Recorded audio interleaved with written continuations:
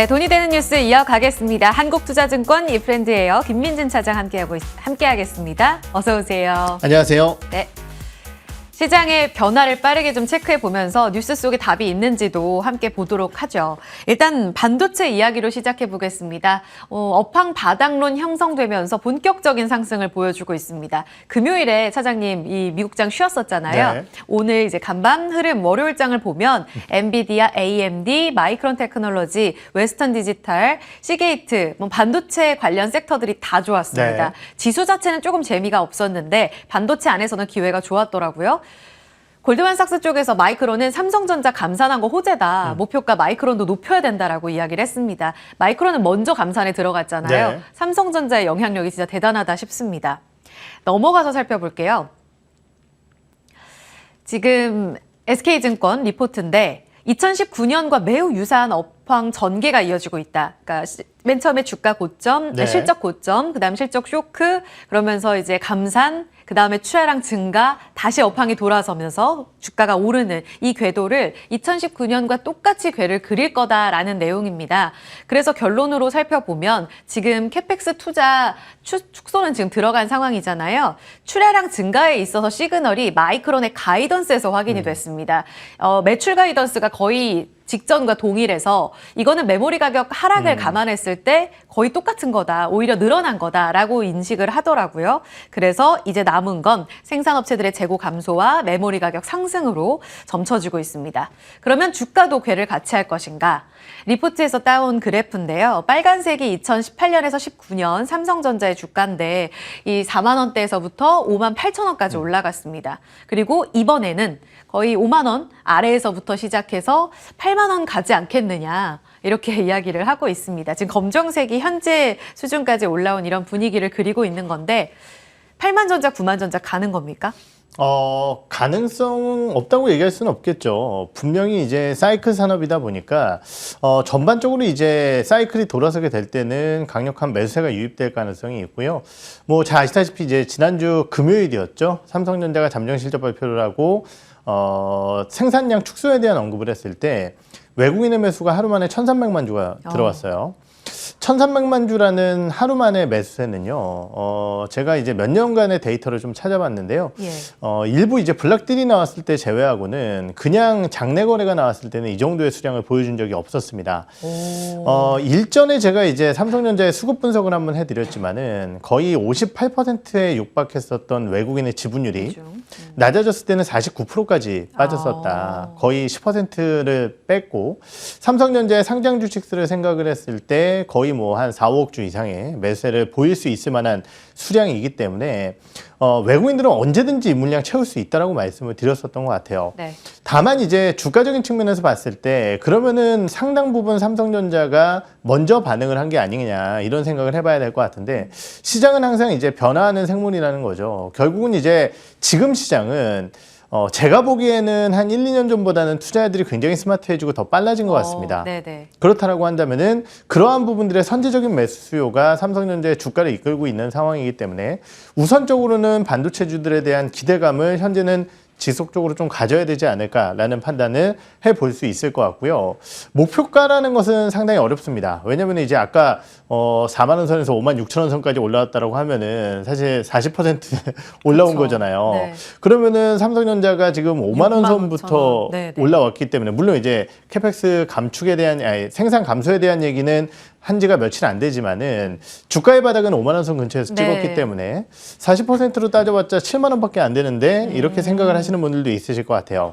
그런데 이번 반도체 사이클에 대해서 많은 전문가들은 이런 얘기를 하고 있어요. 그 어느 때보다 하락이 크고 깊었기 때문에 이번 상승 사이클은 다른 때보다 조금 더 높게 갈 수 있다라는 얘기를 하고 있거든요. 그렇다라고 한다면 방금 이제 앵커께서 말씀을 주신 8만 전자까지의 주가 흐름 충분히 기대를 해볼 수 있다라는 거죠.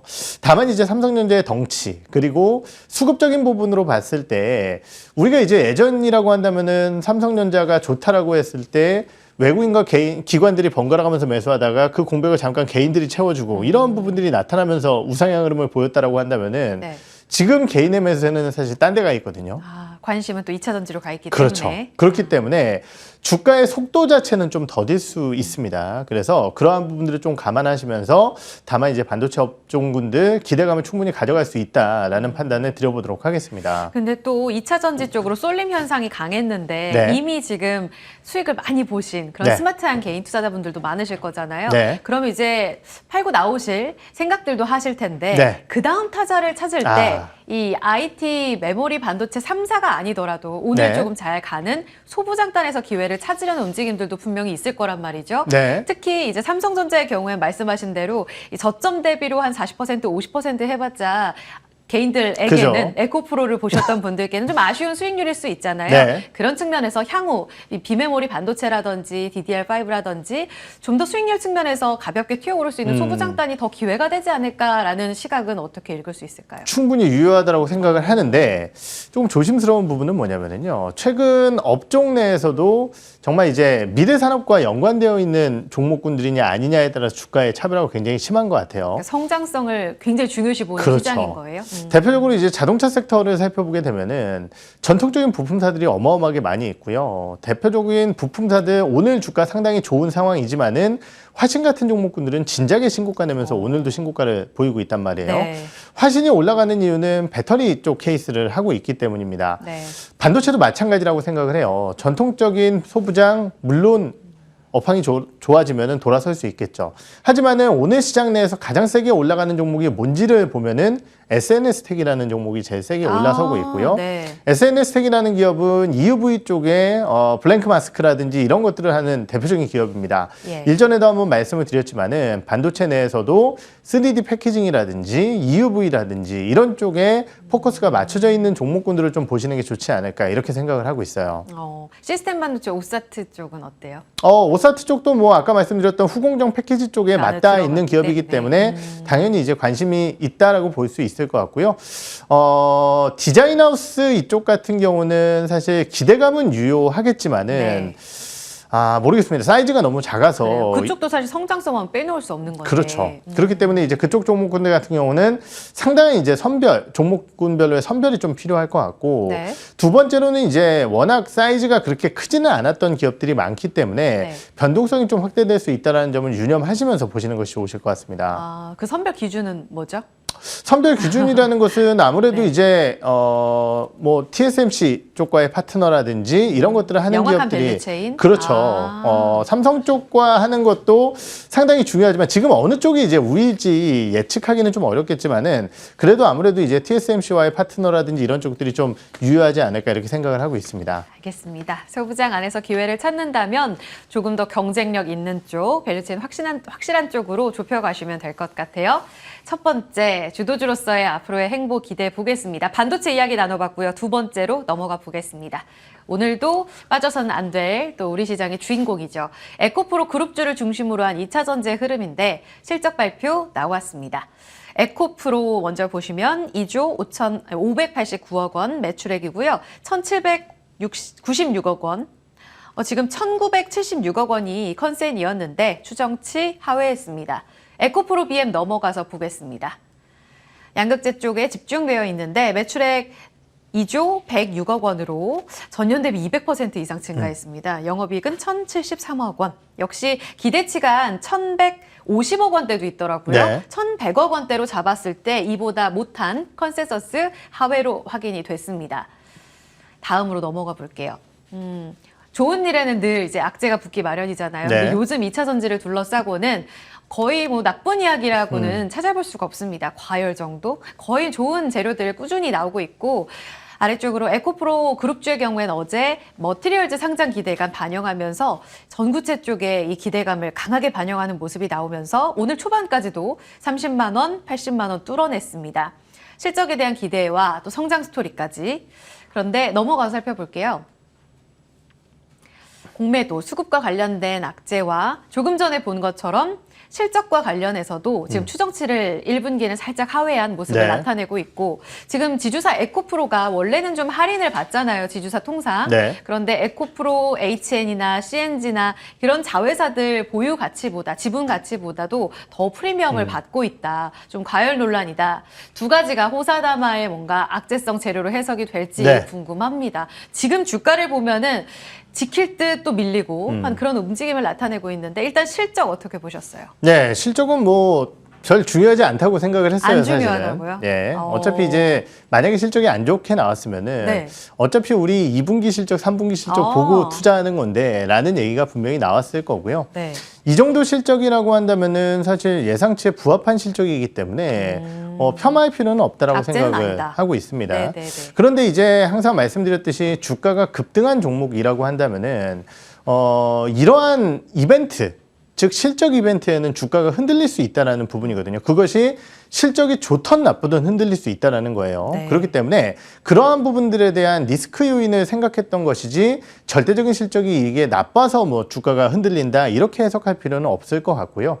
거기에 더해서 최근 에코프로의 주가 급등의 이면에는 뭐 수급적인 부분으로 봤을 때 MSCI 지수 편입 가능성이라든지 아니면은 코스피로의 이전 상장 가능성 이러한 것들 계속 얘기가 나오고 있는 상황이기 때문에 이러한 부분들에 따른 기대 요인도 하나의 모멘텀이 됐다라고 생각을 합니다. 하지만 저는 그러한 부분들을 다 떠나서요.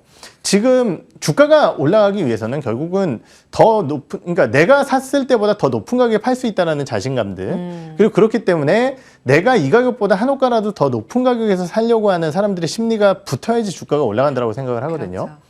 그렇죠. 그것이 에코프로입니다.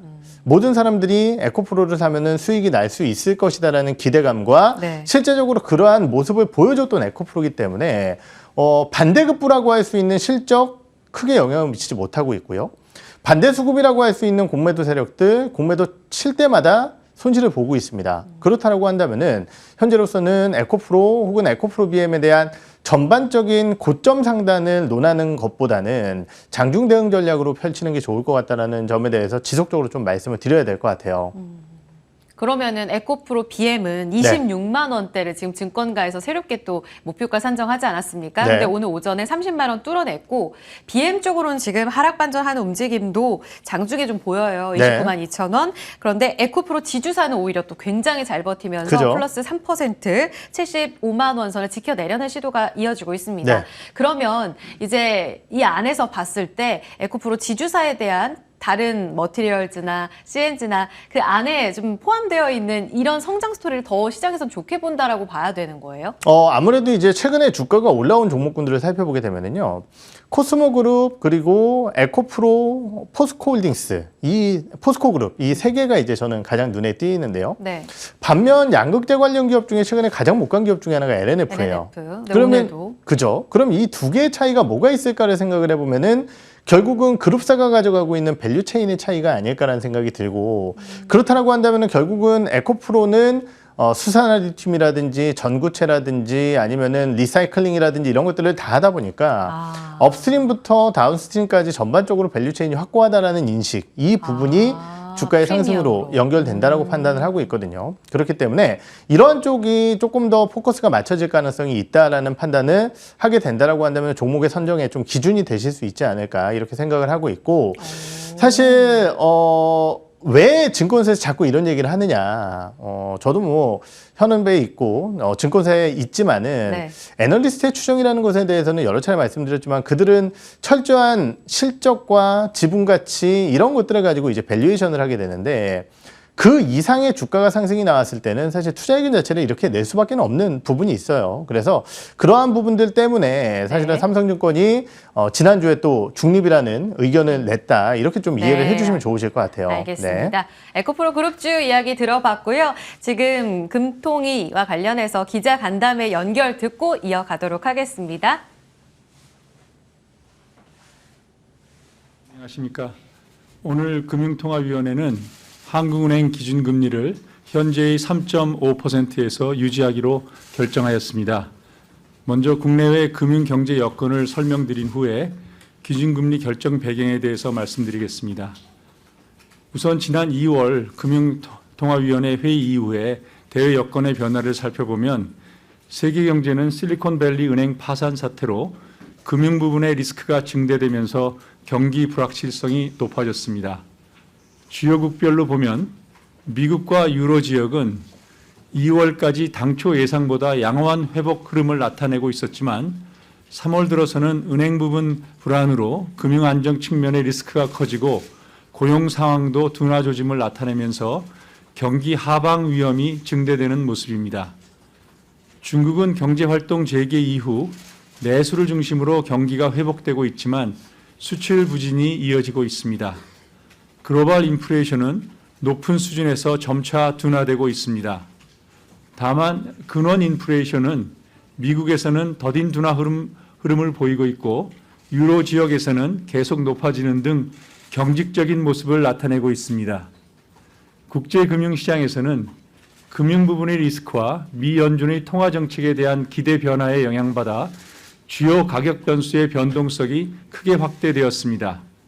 미 달러화는 3월 초까지 미 연준의 긴축 강화 전망으로 강세를 보이다가 실리콘밸리 은행 사태 이후 긴축 기대가 약화되면서 상당폭 약세를 보였고 주요국의 장기 시장 금리도 상승 흐름을 이어가다가 3월 이후 큰 폭 하락하였습니다.